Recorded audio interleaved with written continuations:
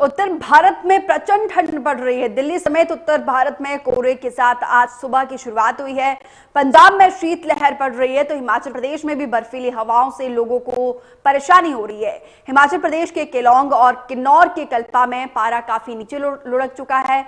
शिमला समेत कई जिलों में तापमान में काफी गिरावट दर्ज की गई है। तो पहाड़ों पर जो है ठंड काफी प्रचंड है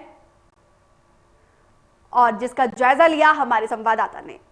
हिमाचल में जैसे जैसे सर्दियां आती हैं वैसे वैसे आम जनता की समस्याएं बढ़ती जाती हैं।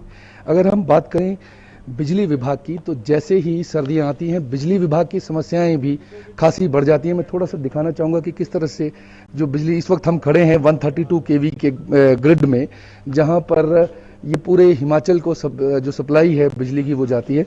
इस वक्त हमारे साथ मौजूद हैं यहाँ के superintending engineer Rakesh Kumar Thakur ji.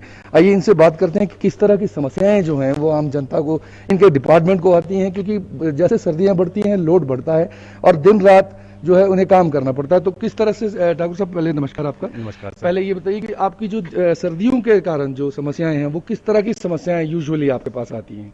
Sir सर्दियों में एक्चुअली समस्याएं जो आती हैं, ऑल ऑफ ए सडन लोगों हीटर से ज़्यादा चलते हैं, गीजर से एकदम ज़्यादा चलना शुरू कर देते हैं।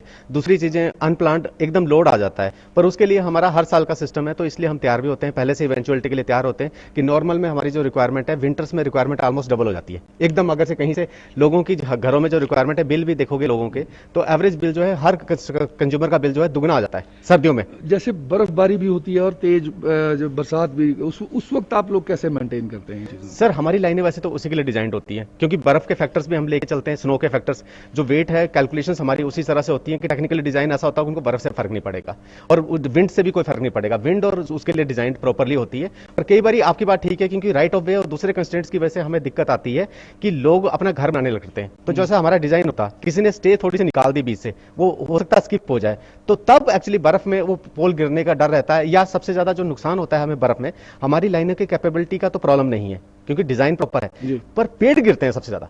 अच्छा। जब पेड़ गिरते हैं, हमने देखा कि किन्नौर और अपर रीजन जितने भी थे वो सभी जो थे अभी बर्फबारी के बच्चों को गए थे, तो कहीं ना कहीं वो खासी समस्याएं जो हैं वो लोगों को आई। परंतु फिर भी जैसे आपकी और जो ग्रिड में मेंटेन करने के लिए आप लोग यहाँ पर किस तरह से कैपेसिटी को मेंटेन करते हैं सर्दियों में, क्योंकि गर्मियों में कम होता होगा शायद लोड और सर्दियों में ज्यादा होता है, तो उसको मेंटेन करने के लिए आप कैसे मेंटेन? सर वैसे तो हिमाचल में एक तरह से बैलेंसिंग हो जाती है। हिमाचल में जो इंडस्ट्रियल एरिया है हमारा मैक्सिमम, वो बद्दी, बरोटीवाला, पौंटा साहिब, ऊना, इस बेल्ट में जो रिक्वायरमेंट होती है वो समर में बहुत ज्यादा होती है, दुगनी होती है। इसको छोड़ के पूरा जो रिमेनिंग एरिया, जो डोमेस्टिक एरिया है, वहां जो रिक्वायरमेंट है वो विंटर्स में ज्यादा होती है। तो एक तरह से ओवरऑल हिमाचल की जो टोटल उसमें है उतना ज्यादा फर्क नहीं पड़ता, क्योंकि वो दोनों इसमें आपस में एक दूसरे का बैलेंस कर लेते हैं, एक दूसरे में बैलेंस आता है। पर जो आपकी बात ठीक है कि कुछ इंफ्रास्ट्रक्चर हमें बनाना पड़ता है। जैसे सोलन, जैसे इधर की बात करूं, इधर हमारी जो कैपेसिटी है, अब अगर से सोलन शहर को फीड करने के लिए 70 MVA की रिक्वायरमेंट है, वो 70 MVA पूरा मार्जिन पूरा होने लगा है। तो उसके लिए हमने अगले साल जो है इसकी कैपेसिटी 100 MVA होगी।